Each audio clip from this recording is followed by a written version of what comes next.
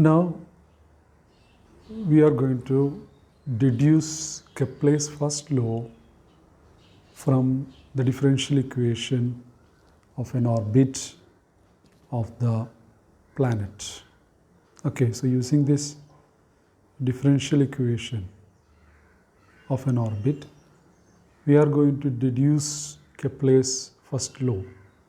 We know Kepler's first law says that every planet moves around the sun in elliptical orbit with the sun at one of its foci. So that is we are going to obtain from this. Okay, we know d square by d square u d theta square plus u equal to minus m over j square u square f of 1 by u. This is the equation of orbit, where this f of r, that is minus k by r square. F of r is minus k by r square. So f of u 1 by u, r is 1 by u, so f of 1 by u, that is minus k u square. So that we substitute. So we have d square u by d theta square plus u as equal to minus m j square u square. For this f of 1 by u, we are giving this. Okay. So d square u by d theta square plus u equal to minus m by minus m over j square u square into minus k u square. And this u square get cancelled. Okay. And we have this negative signs. There are two negative signs, they combine the positive sign, and we have d square u by d theta square plus u minus mk over j square, that is equal to 0. And we now take u minus mk by j square, this part, as equal to x. This is taken as x. Okay, and d square u by d theta square, we differentiate this with respect to theta twice. Since this being a constant, we will get d square u by d theta square as equal to d square x by d theta square. So d square x by d theta square plus x equal to 0, and x equal to a cos theta minus theta prime. Okay, where a and theta prime are the constants of integration. Okay, a and theta are the constants of integration, because as we integrate this is a second order differential equation. There will be two constants. So a and theta prime are the constants. Okay, so this is the solution that we get. Now x we know, that is u minus mk by j square. U is 1 by r. 1 by r minus mk by j square. So 1 by r minus mk by j square, that is x is a cos theta minus theta prime. A cos theta minus theta prime. So 1 by r is equal to mk by j square plus a cos theta minus theta prime. Okay, now we multiply this with j square by mk. We are multiplying this with j square by mk.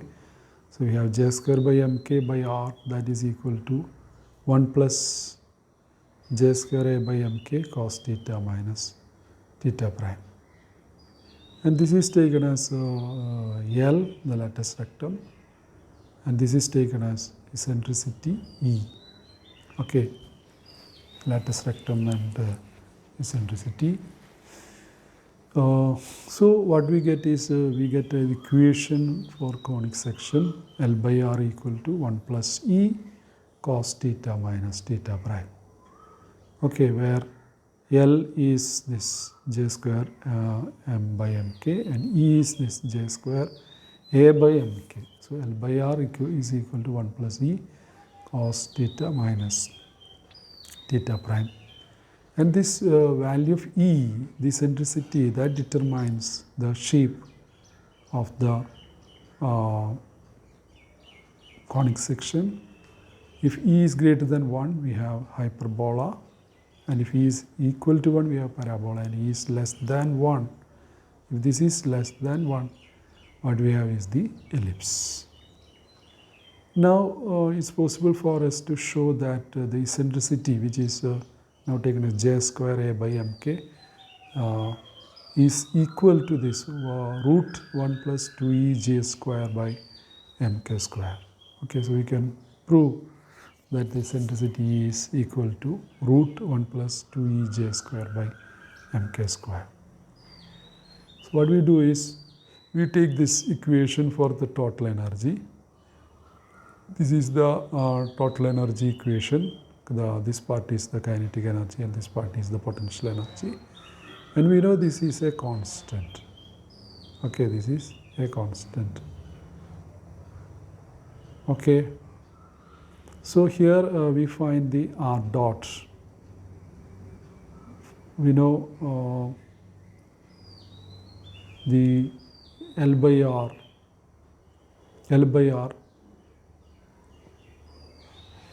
that is equal to the, we know 1 by R is equal to mk, 1 by R is equal to mk by j square a cos theta minus theta prime. Here we differentiate this with respect to time. Okay, so as we differentiate this with respect to time, we have minus 1 by r square r dot, that is equal to minus a cos sin theta minus theta prime theta dot. Okay, and we put theta dot as equal to j by mr square. So minus 1 by r square r dot, that is equal to this. R square we can cancel. So we have r dot as equal to aj by m sin theta minus theta prime. Okay. So r dot is given by aj by m sin theta minus theta prime. We substitute for r dot.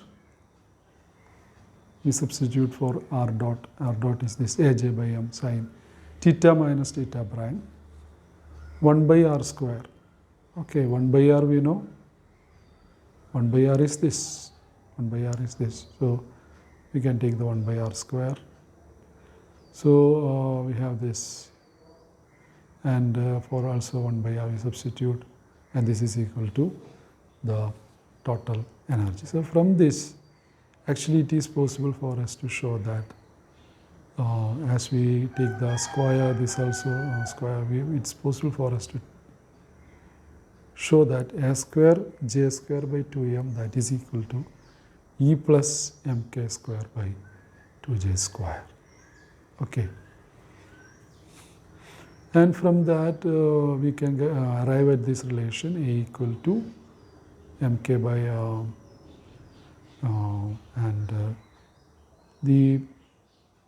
this is now this we have taken as eccentricity. So eccentricity is root of 1 plus 2e j square by mk square. Okay.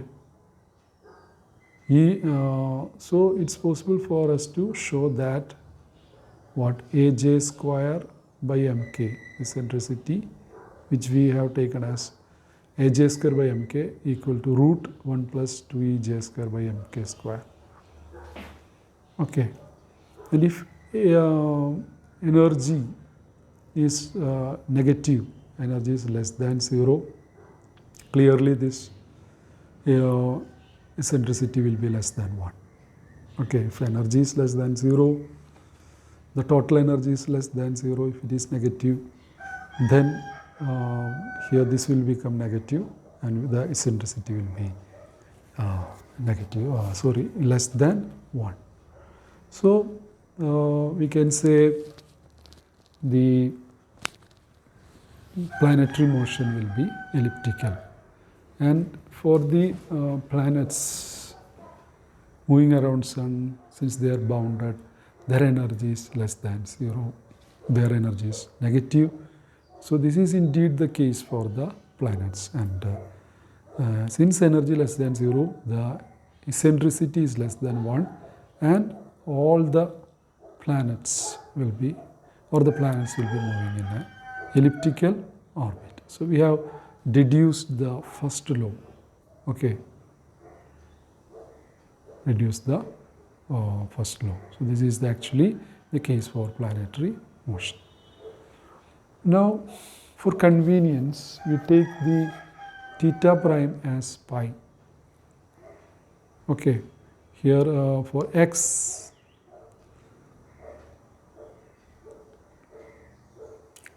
here for L by R, we have the relation 1 plus e cos theta minus theta prime. Here theta prime is a constant. Actually that depends on the initial condition, from where the, while doing this, where the planet starts its motion in the orbit. So it can be anywhere in the path, and we choose the theta prime as equal to pi. Okay, so the initial condition theta prime is chosen as pi. So we have L by R equal to 1 minus e cos theta. Theta prime is pi. So cos theta minus pi, that is minus cos theta, and we have this. Okay. Now, using that, we are deducing the Kepler's third law. Okay, Kepler's third law. We are choosing L by R as equal to 1 minus e cos theta. So here we see the sun here and the planet moving around the sun in the elliptical orbit. R is the distance from sun to the planet. Okay, R is the distance from the sun to the planet. When theta is 0, we have R equal to R2. Theta 0 means planet here. Theta will be 0. And when theta is pi, then R equal to R1. Okay. Theta is pi, we have R equal to R1. So this is what we have obtained. Theta 0, the object will be here, and when theta is pi, the object will be here. Okay. So when theta 0, cos theta 1, and R equal to R2, that will be maximum. Okay, this distance maximum. And when theta is pi, cos theta is minus 1, and R equal to R1, this is a minimum.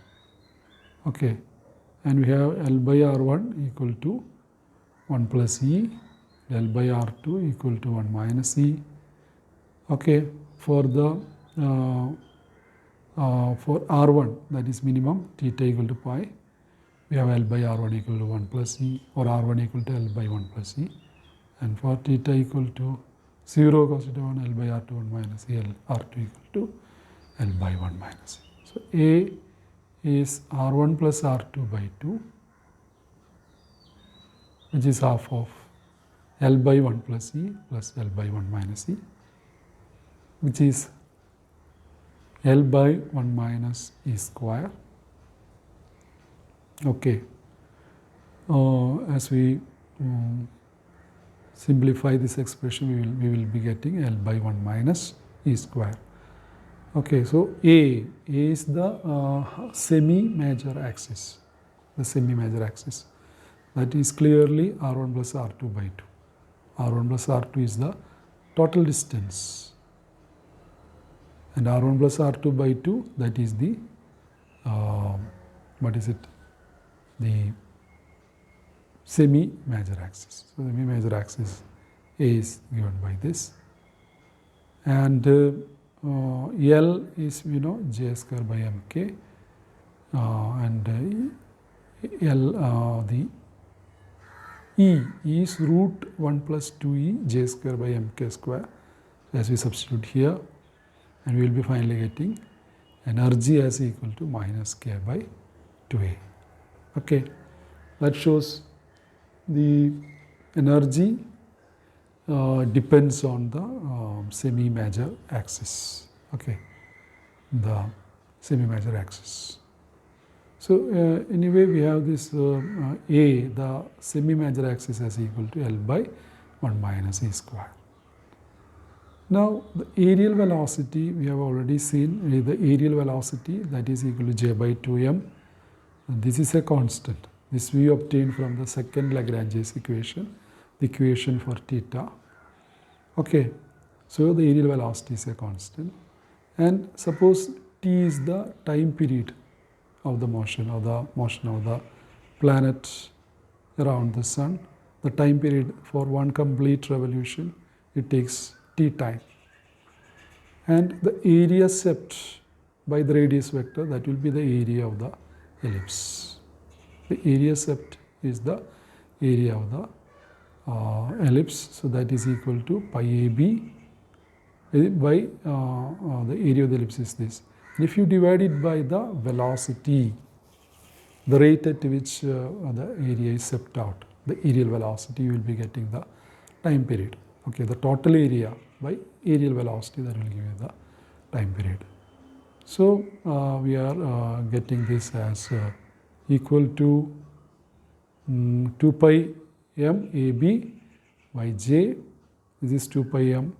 B is, B is the semi-minor axis, which is related with A and the eccentricity by this relation. So 2 pi m a square root 1 minus e square by j.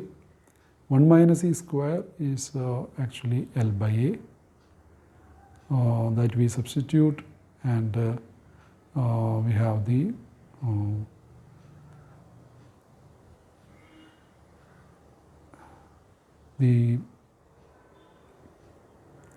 so this is 4 pi m square L square A